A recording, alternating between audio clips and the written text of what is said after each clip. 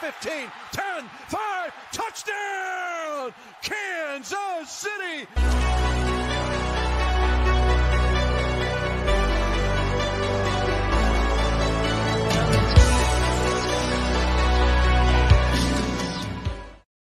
Handoff, Damian Williams trying to get to the edge, breaks a tackle, 35, 30, Damian Williams, 20, stays in bounds, 15, 10, 5, touchdown, Kansas City.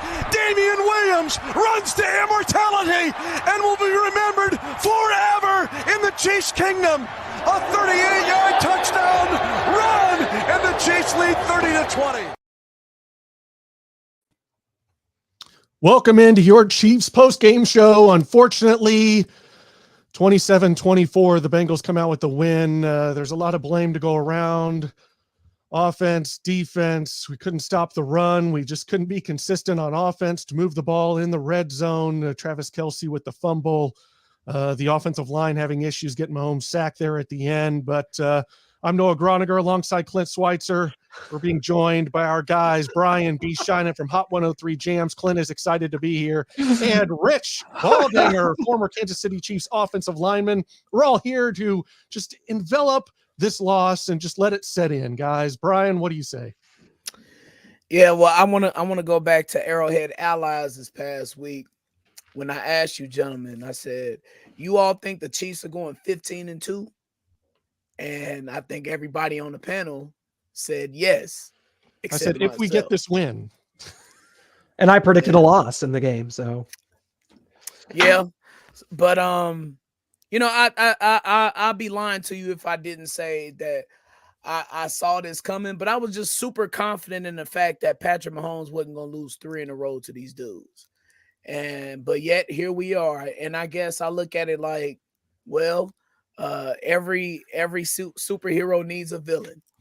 And the NFL just wouldn't be exciting if Patrick Mahomes just does what we want him to do, which is run amok over everybody. We want to beat everybody. We don't necessarily maybe even want a villain, but here we are.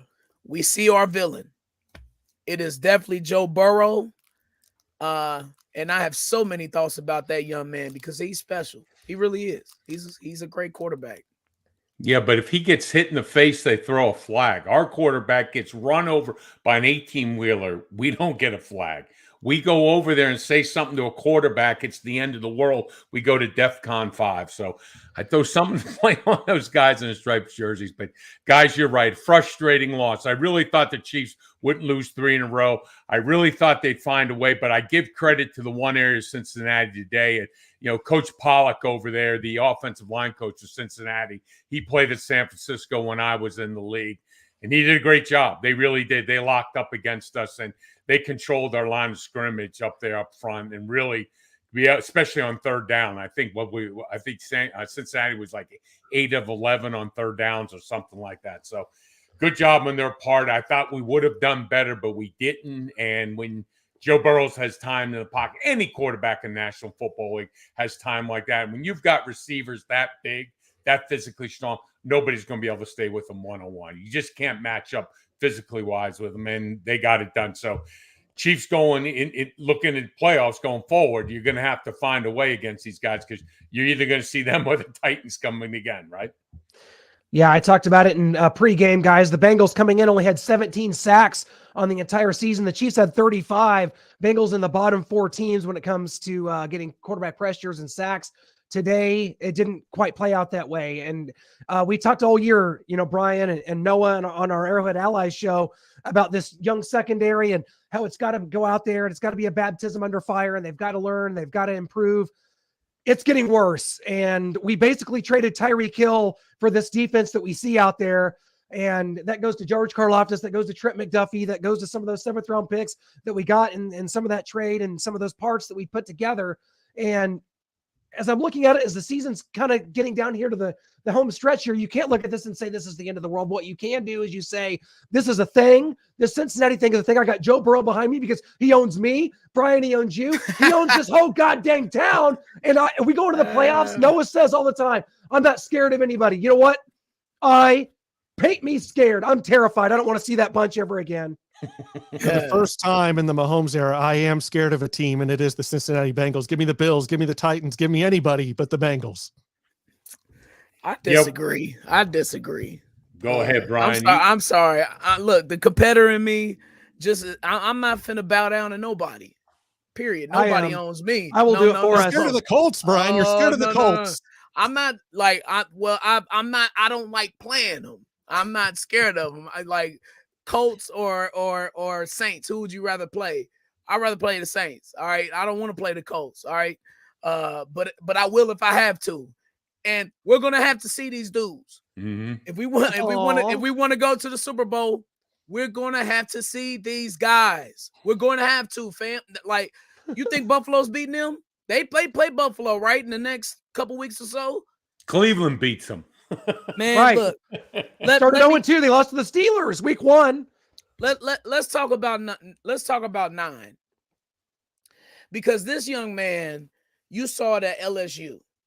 When he's under pressure, he just seems to find a way to maybe move out the way just a little bit so that Chris Jones doesn't grab his jersey. Or he'll find a way to step up in the pocket just when Snead is trying to get to his back shoulder and he delivers the ball. He's so accurate and he knows how to wiggle throughout the pocket. And the speed that he has great acceleration, not necessarily fast, but when he knows how to take an angle, and when he takes it and he accelerates, he really knows how to annoy you on those second and longs to make it all of a sudden a first down or a third and short. You know, it's those little things. And the fact that him and Jamar Chase have such great chemistry. And Jamar Chase, I can't say enough about that guy. You can't leave him one-on-one. And I thought the young cornerbacks held up okay tonight, considering, you know, what we're up against. They got tested and there were some errors. I'm not saying that they got off scot-free, but I look at the totality of things. I look at the context of things. These guys are rookies. The Bengals, they're a well-oiled machine. And I thought that, you know, it could have been worse than the score laid out, especially in the first half, especially then. But you saw McDuffie and Snead, they got caught up in that pick route. Luckily, Boyd missed it, but that's just an error that you saw. Joshua Williams was getting routed by Jamar Chase. That's a tough matchup, man, for anybody, let alone a 7th-round pick. So that's why you got to win, Brian. That's why you got to win up front. You got to win up front. Yeah. You can't let Joe Burrow just stand in the pocket. I mean, we all know that. Any NFL quarterback, you give him time, they're going to beat you. But Joe Burrow, with any amount of time, 3 and 4 seconds in the pocket, he's going to be able to deliver the ball without a doubt. And those receivers, there's no other way to play them except physical. If you think you're going to back up on Jamar Chase, it's smoked by you, folks. Just forget about it. And Higgins, how good has Higgins become now? He just physically is so strong out there. So, and that's where we struggle. You think of Mike Williams with the Chargers, right? We have not found a way to cover him. The same thing. So I have to agree with you, Clint. One of the things I'm scared about is what will we do when we see these guys again? Because you really can't bring the blitz against Burrows. He was able to get the ball out. You got to win up front. And I thought maybe we turned it, guys. I really did. At the end of the first half, when we shut down that jet sweep by Dunlap on the tackle, I thought, all right, we got this. A couple of red zone drives. Cincinnati wasn't able to score. They were kicking field goals. We're going to come out with victory. But, you know, Marty Schottenheimer always says that in the games that matter the most, their turnovers seem to just rise to the top. And I don't want to put it all on Kels, but it gave them a spark, and they were able to do some things there at the end of the game where we weren't. So struggle for me is that D-line, not good on the pass rush and not good containing the run. Too many yards after contact. We haven't seen this in a while. I think they ended up with 158 for Cincinnati. Doesn't matter, guys. Whoever we play in the playoffs, you bring that, you're not going to win. Not going to go very far. Facts. We've got a comment here from William Rule. I'm so sad. Penalties, critical fumble, missed kick, no pressure on the Bengals quarterback. What happened? You won't make it to the Super Bowl like this. I love the Chiefs. Come on, let's go. I'm with you, man. We got some things to fix. We got some things pointed out to us in this game. We've got an easy rest of the way or so it looks. That Seahawks game, you never know. You've got some division games, but yeah, we've got a lot of things to fix. And that fumble, that's going to eat away at Kelsey. But I think we have a question here. Someone's coming in. I invited people to come in if they had a question. Come on the stream with us and ask us. We got Chase Riley. He does our halftime huddle for us. CR Media, good friend of ours. He's coming in to ask a question. Chase, let it rip. Good evening, gentlemen. How are you? Good, really good, buddy. Good, Chase. Excellent, just so good. I love your wallpaper, Clint. Yeah, he owns me. He owns all of us. Welcome to it, Chase. Come in and get some of this ownage right here. Bow down to Mr. Burrow behind me. I could say that because I did ask him a questions once at SEC Media Days in 2019. So I guess my question would be, we've seen this team twice prior to this game. And I kind of, James and I kind of, talked about this on the halftime huddle. You trade up to go get a defensive back in Trent McDuffie. I mean, it should have been Trent McDuffie Island for Jamar Chase, and you kept seeing them switch between Watson and McDuffie. And I'm just kind of curious on why do you think Spags would do that? Like I said, you've got a number 1 top 20 draft pick. Shouldn't that top 20 draft pick play against the best guy on the field? Rich? Well, my question is, you've got safeties over the top. We played cover 2 most of the night. Mm-hmm. So why weren't we just physically? I mean, we just did not on the outside. McDuff did not do a very good job with his hands. And with receivers that big, I'm sorry, guys, you've got to physically reroute them. You've got to be able to take them off their mark. You've got to be in their face. You're going to have to. You're going to probably get some holding calls out there. But if you're not physical with them, they're just going to run on you. And that's where I just thought we failed today. And when you've got help over the top from safety, you can't miss. We missed too many times. Williams, too, struggled. Poor footwork, maybe overstepping a little bit. So something we've got to improve on. I want to support the young guys and everything, and they've shown some good things. But, that and maybe tackling in the open field tonight. I hadn't seen it like this. And, that usually happens when you're struggling. You're thinking about a million other things. You forgot the basic things like tackling on the field. Yeah, my thing was, Reed goes out this week and talks a little bit, and that's fine. We all like to talk the week prior. He talked up a big game, and but I mean, if I'm Spagnuolo and you've played this team twice and they've done the exact same thing to you both times, I'm putting Jamar Chase on an island with 2 guys. You shouldn't have been able to see Jamar Chase. It should have been Reed and McDuffie all game. I have no idea why Watson was on Chase at all this game. I want to butt in on that on Justin Reed. I like his game, but tonight he didn't show up at all in pass coverage. He didn't show up at tackling. Was iffy, and there was a crucial second and long or third and long late in the game where he blitzed in. Maybe he got held. I don't know, but he did not contain. And Burrow was able to see the running back leaking out the backfield. I think it was a touchdown too. Yep. But there was so many miscommunication, mental errors, footwork errors on Justin Reed's behalf. I think he's just as much to blame for this loss as perhaps Kelsey is with the fumble. Yeah, but also too, guys, you have to look at it. If you put this game, like we said in the pregame, if we put this as a one-dimensional game, because the one thing this defense had done better was control the line of scrimmage.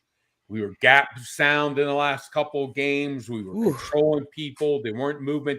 And you figure if you get this Cincinnati team one-dimensional, then maybe you can change some things up. Then maybe getting them in third and long. Maybe some of those blitzes are more effective. But give credit to where credit is due. The big guys up front, the 5 uglies for Cincinnati, steamrolled us. And when you take a Cincinnati offense that's balanced, we talk about the Chiefs. I mean, they're right there with us. And listen, I know we want to talk about Chase, but Higgins on the other side, what do you do? I mean, which guy do you double out there?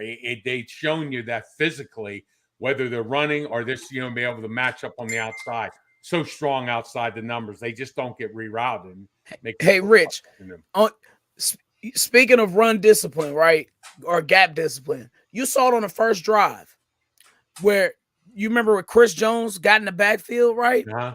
And the tight end came on, I think it was a trap block, and got him. And P. Ryan, 12 yards or so, first down, they keep the chains moving. That's exactly what you're talking about. And they did it from the first drive on. They did. And, a lot of times we weren't getting off the blocks. We weren't well with our hands. I talked about Saunders. I talked about Derek Noddy at the end there. And I thought these two guys, but today they really struggled. And usually you want to flatten those guys out on the zone blocking screen, keep your shoulders square so you can come off.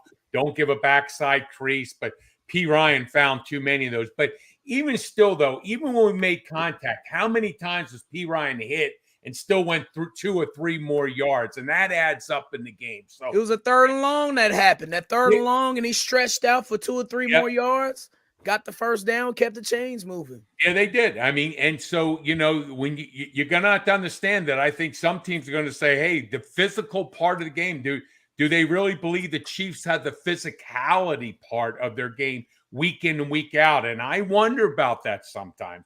Can they bring that week in and week out? But this is a Cincinnati team that, you don't play well in all your fundamentals, and then you turn the football over, and then you don't get anything out of your return game. Can we all agree that Pacheco is not a return guy?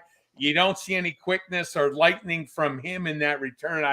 I'm not sure what we're doing back there, but we got to find somebody that gives us some type of creativity in special teams, because we're going to need special teams to give us a short field or something out there that helps us get some points quickly, because right now, going the length of the field is becoming difficult for the Chiefs, to say that. They're testing a lot of weapons back there on special teams, and it's just not working right now. Yes. So they've got to do something, because isn't Watson better though? Isn't Watson better back there, or somebody? I don't think that's saying much though, Richard. I really don't. The only person Pacheco get like a 40-yard return, like on a kick return tonight. Brian, you got anything going on Sunday afternoon, man? Oh, me and my 5'9" 40. Oh Lord, no. The only person we have that can provide some electricity on special teams is Kadarius Toney. Unfortunately, he's out with his hamstring right now. But to go back to a little bit to the defense, the secondary, Chase, your question, I'm not good at being patient, especially in a football season. There's only 17 games, 18 weeks, and then you've got the playoffs. This thing in your Super Bowl window as well. I know I got to be patient with these young rookie corners. What I'm not going to be patient with is these Jags, just the guys at safety, and that's Juan Thornhill and Justin Reed. Juan Thornhill is going to be gone after this year. Justin Reed is going to be here, but he's just a guy. He doesn't need to be running his mouth because he can't back it up on the field. You're going out here calling out Hayden Hurst, but it's kind of T. Higgins. It's kind of Jamar Chase. Jamar Chase is coming at you on Twitter. You can't figure out who you're actually talking about. He needs to keep his mouth shut. Andy Reid told him as much once he heard that clip, and he said he's new, he didn't know, and now he knows. So I guess I got to be patient with these rookies, and I can deal with that. But Justin Reid run his mouth at safety. I don't have any room for that. Yeah, I mean, it's his rookie season, and I agree. But like I said, the Chiefs gave up a lot to jump up those spots to get Trent McDuffie for situations like this, because of the AFC Championship and you blowing that lead, and Cincinnati coming to us with the exact same game plan in both games. They're gonna hit Jamar Chase over the top. He's gonna jump up and get the ball in your face, and he's gonna run all over you. And that's what they got guys like Trent McDuffie for, and went out and paid a bunch of money for Eric Reid for. And in situations like that, I was very impressed with the defense starting off in the year. I'm starting to kind of like take a step back and wonder what's going on. There's hundreds of millions. Yeah, Joseph agrees. There's hundreds of millions of dollars in that front seven, guys. And you're letting nobody's getting to the quarterback. Nobody's putting the quarterback on the ground. And the time that they are putting the quarterback on the ground, they're getting flags thrown, but that's a different topic for a different time. But I mean, you've got running backs running down their throat. Like I said, hundreds of millions of dollars. I mean, I was harping on the defensive backs earlier, but let's talk about that front seven. I mean, Carlos Dunlap looks like our best player on the defensive line. He wasn't supposed to be on this team. He's halfway to retirement. You've got Frank Clark, Chris Jones. Karlaftis is kind of progressing at a very slow pace. Shane Williams predicted 18.5 sacks. I don't know if we're going to get there in the first 2-3 years of his career, but yeah, this defensive line, I don't know if you take Stallworth out and you bring in move up a Brandon Williams. You got Danny Shelton. We need something in the run game. P. Ryan had 21 carries, 106 yards. What do you make of this defensive line, Brian, and the signing of Brandon Williams? Is he going to be a fix for at least the run game portion of it? Well, I think the Chiefs got out schemed tonight in the run defense. Rich discussed it earlier. With the trap block that they did on Chris Jones as an example on that first drive. I thought that the gap discipline wasn't there. I thought Noddy was in the game a little bit too much for my liking. This with Colin Saunders, to me, playing at a higher level. I think Saunders is faster. I think he's a better tackler.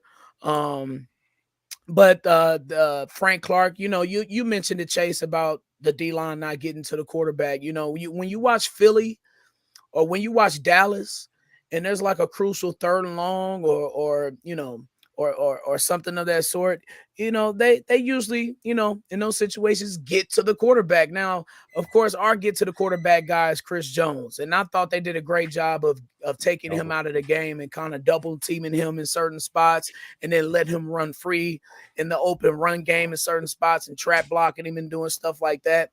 But there has to be another guy, as you said, Chase. And that's going to be something that the Chiefs are going to have to retool going into the next offseason, because there's nothing we can do about it now. Where was Mike Dana at? I thought Dunlap had a great game today. But Frank Clark, he was absent in attendance today. Yeah, when you have to blitz to get pressure, then you leave your guys on an island, your young rookies, corners out there against the Chase and Boyd. Got to get there. Higgins. Yeah. They got to get there. You got, and even squeeze the pocket. That's the frustrating thing. Guys, we've talked about some young rookies in the secondary, and we all knew it was going to be tough. You come in this league, you're playing against the best athletes. So I don't think any of us thought it was going to be magic for him. Even though McDuffie's picked in the first round, we still thought it was going to be struggle. But the one thing I go back on, if there was one area of the line, one part of the team, we thought the O-line was going to be solid. But how many times were we sitting, Patrick's got guys sitting in his lap. He can't make throws. That's the one thing that frustrates me, that we had a couple good weeks, and now today it was just a struggle against the D-line that gets good. And I talked to them, they hustle. But, this isn't Philadelphia that we're seeing today. So that's what's disappointing. And when they don't play well, this team just seems to, struggle all the way through. And I don't know if they're just the leaders or what, but when this offense isn't moving the way it should be, it's a long afternoon for us, right?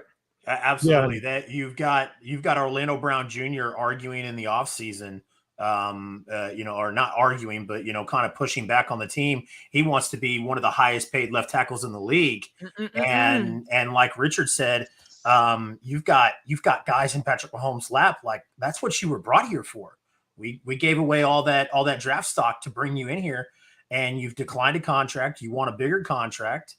And like I said, guys are in Patrick Mahomes' lap, and it's uncalled for.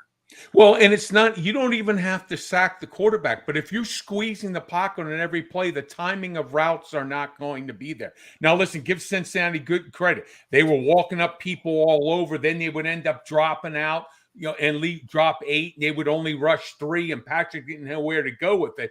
I think Patrick should have run a couple times, but we overcame that with some of the run where we had to today. We ran the ball well in certain spots, no question about it.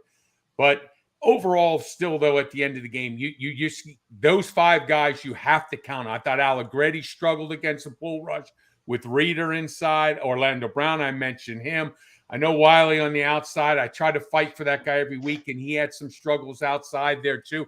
And guys, I think this just adds to the picture, Noah, that we've been talking about. You go into the offseason this year now, you're looking for 2 tackles. You're looking for a pass rusher over there too, and probably helping your secondary. So all of a sudden now, what you thought was solid, this is going to be an up and down. I mean, this is going to be a lot of movement next year. And do you have the money to keep a Chris Jones even? Because you're going to probably need a lot more picks and fill in a lot of holes where you thought maybe you didn't have to. Yeah, this draft is going to be filled. I hope you like linemen, Clint. I know you do. So this is going to be the draft for you. Lots of offensive and defensive linemen taken for the Kansas City Chiefs. And, the last thing I just want to say here about the secondary, we've covered pretty much all of it. But the last thing I want to say about it is I think a problem in the Chiefs secondary is L'Jarius Sneed.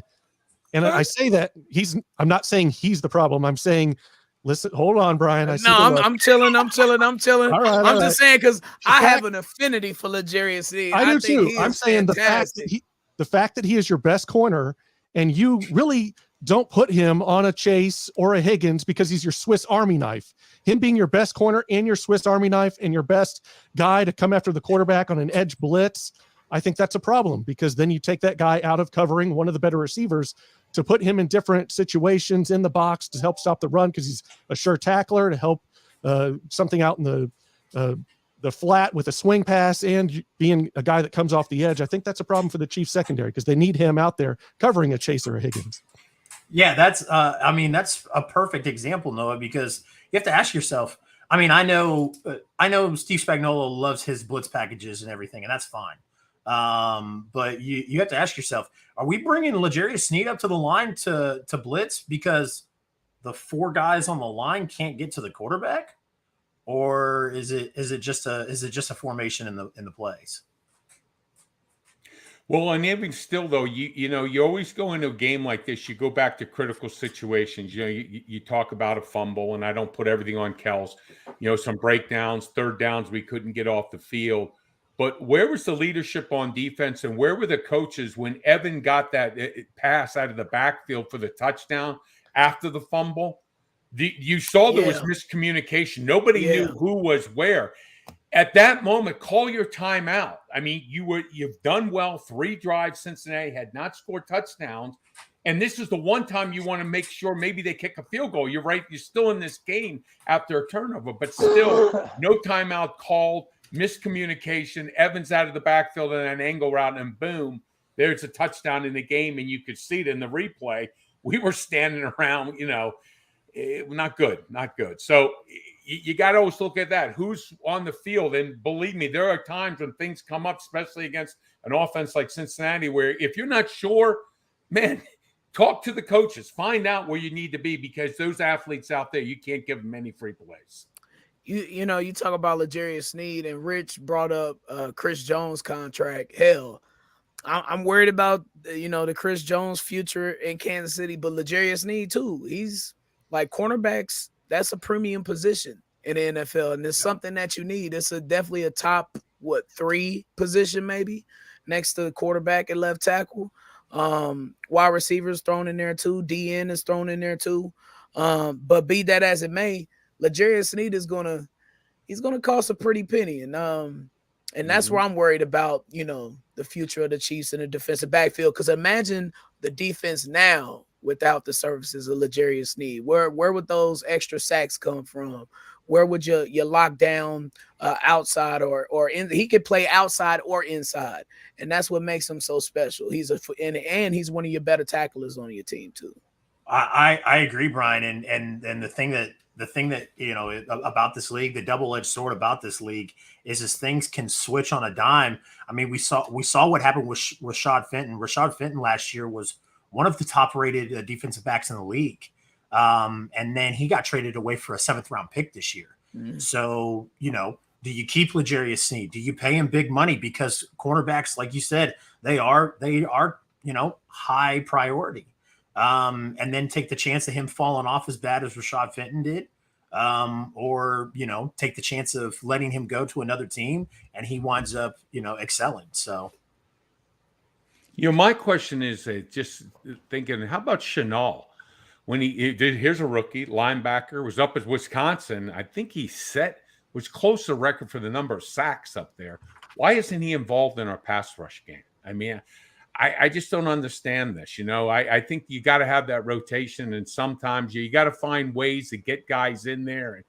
And, I thought it was going to be some exotic blitzes tonight. I really did, because Cincinnati had shown times where they couldn't make the calls and they gave up sacks. And we know Joe Burrows will hold the football for a long time, but man, didn't quite happen. So yeah, he'll hold it to the very, very end, won't he? And he'll deliver it on Yeah. time, which Yeah, makes he it so will. dangerous. That's Let's see my what Shaggy Shane has to say about this game. Welcome to the party, a victory party for the Bengals. Welcome in, Shaggy.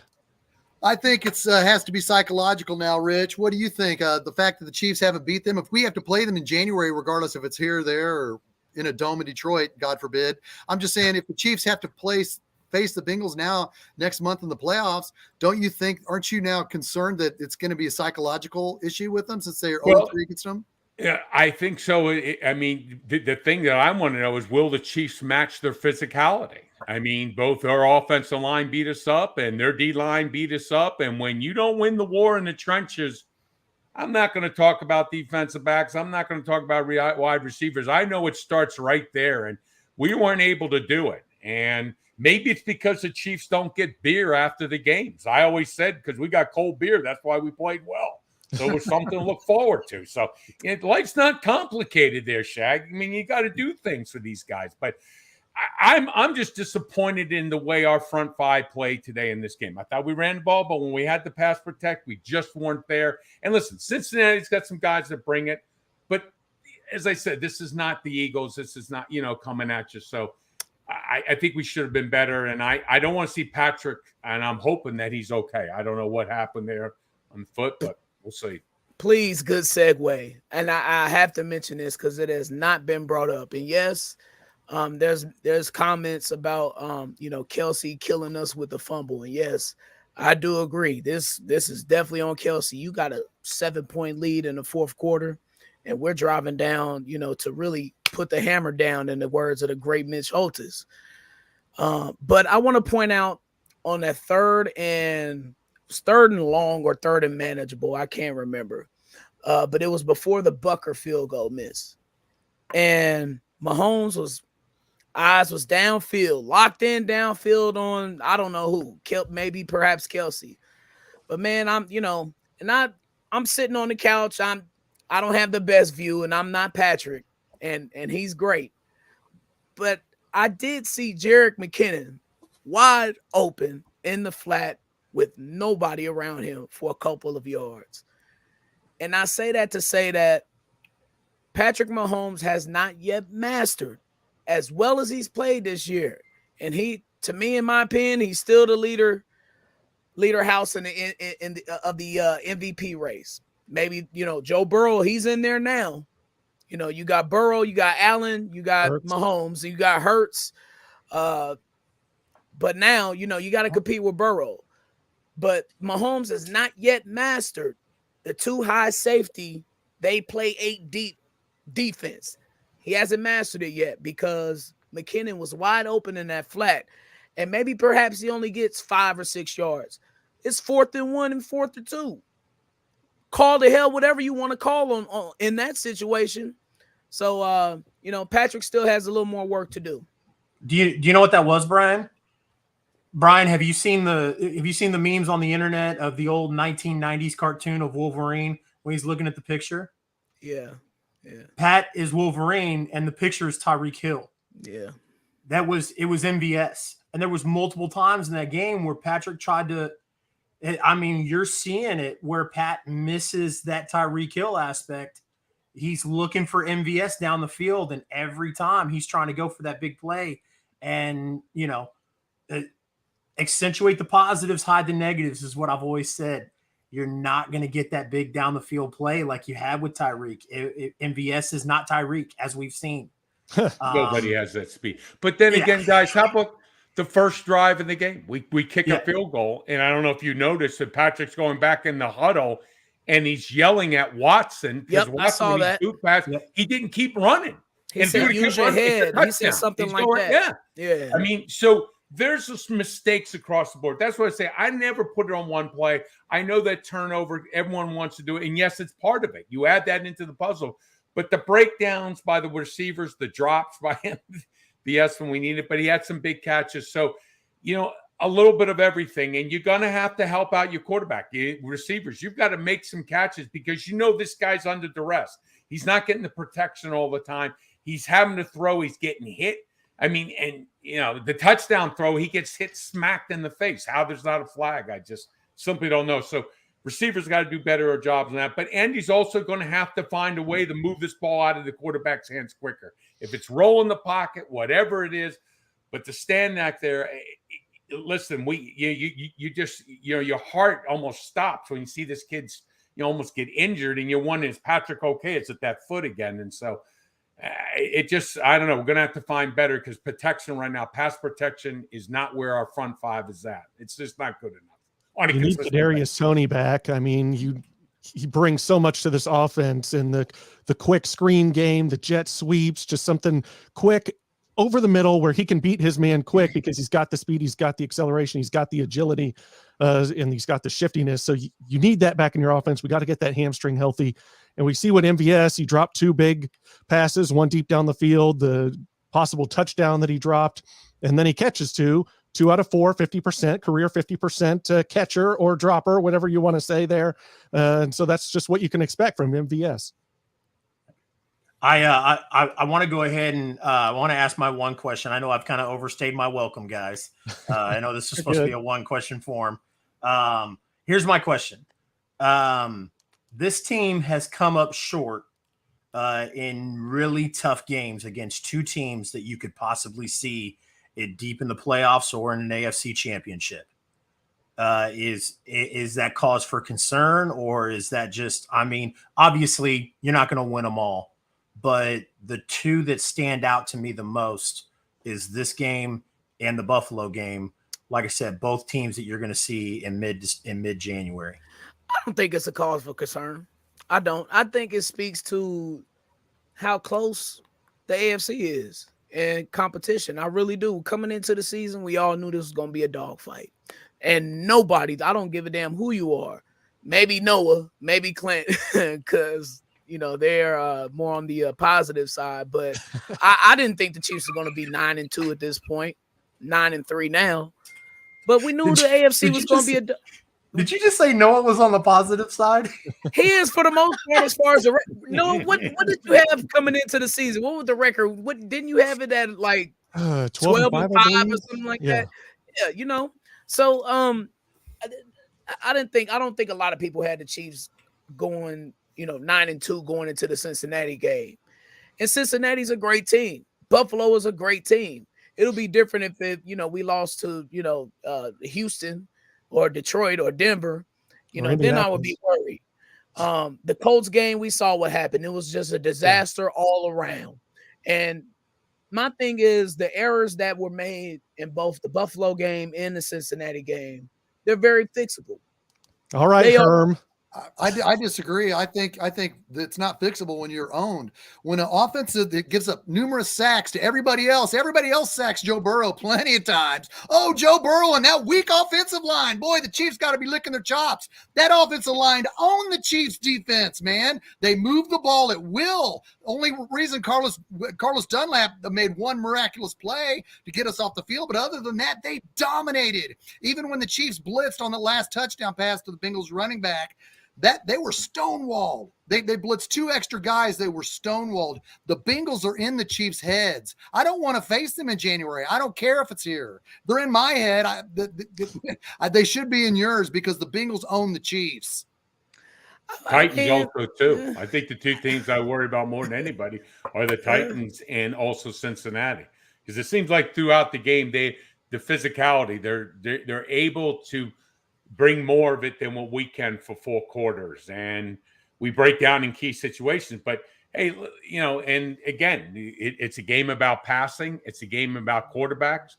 And your big guys up front got to do better. I mean, we ran for 5.5 average yards on the run game for us, but then pass protection, we're in the backfield. We're getting bull rushed or coming off blocks or missing with our feet and not setting right. And, it's just the timing of this game. And when you don't have a receiver like Tyreek that can be down the field in 1.4 seconds, you got to be able to allow your quarterback to set up a little bit better than what we did. So I guess, guys, I'm just looking at it like this. Like, Rich, you've been in plenty of big ball games in your career, man.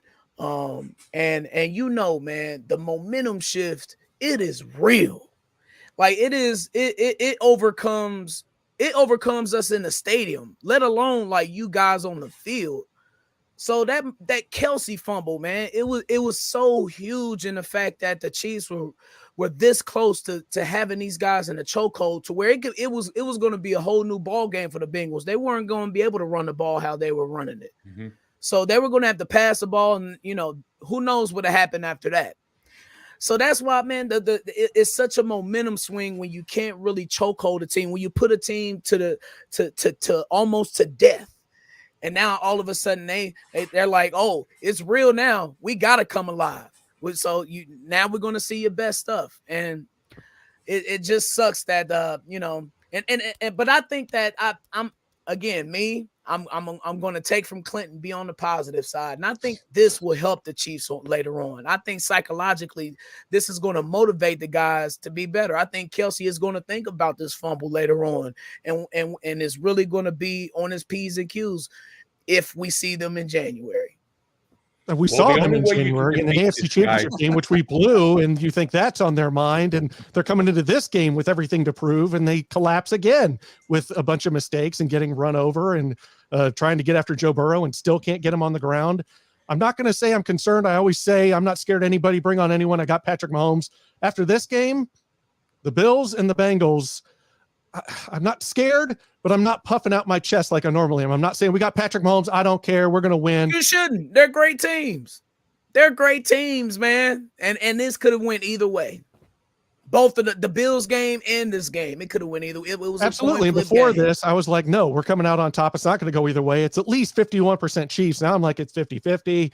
I don't know what's going to happen, and I don't like that feeling. I would like my chest puffed out, and we're going to win. We're coming out. We're going to win the Super Bowl. And now I'm like, look, Noah, you've been through way worse than Noah. You've been through the 95 Colts game. I got the best You've been through the 97 Broncos game. Super Bowls. You've been through the 03 Colts game. You've been through the 13 Colts game. You've been through way worse stuff. When I knew we didn't have any chance. And guys, horrible listen, defense. Alex Smith at quarterback. We can't do anything. Now we've got Patrick Mahomes. It's supposed to all be opening up for a dynasty and multiple Super Bowl after Super Bowl after Super Bowl. And now you're telling me like I got to worry about the Bengals and Bills? Come on. Well, you figure Aaron Rodgers, they struggled up there in Green Bay forever with the defense, never could get one for him, and only one Super Bowl in his career. So this is why it's all about a team sport and all guys playing together at the same level. But that's also the reason why you can't turn the football over. And listen, guys, if the Chiefs walk out with a victory today instead of a loss, we're puffing our chests out because we're going to say, hey, our defense held this team where 4 drives, Cincinnati kicked field goals or got no points. And we were all thinking of jumping for joy, but now it goes to show you how close here on these teams, how close they are in terms of talent. So close. And, listen, those guys on the outside, Chase and Higgins, I mean, physically, that's why, to me, it's all about 6'5" receivers anymore. It's just body up people. And what are you going to do, right? You just throw the ball up and the odds are they're going to come away with a big catch. Funny you mentioned that, Rich. 6'5" receivers. We could have had DK Metcalf and George Pickens here, but instead we go with 2'5" receivers in Sky Moore and McCole Hardman. Darn. Brian, help me out. Help me out, B. I think, I thought 17 and 19 they would miss today. Especially 19. that first, the first. Oh, come on, Noah. You got to give 17 some credit. Come on now. No. Especially with, especially that first red zone opportunity that we missed. We got the field goal out of it. But, they were doubling Kelce, or they tried to bracket him, or they tried to take Kelce out of the game. And you weren't able to see other guys make plays. Juju, I thought he made a great play on that third down. But other than that, we didn't see it.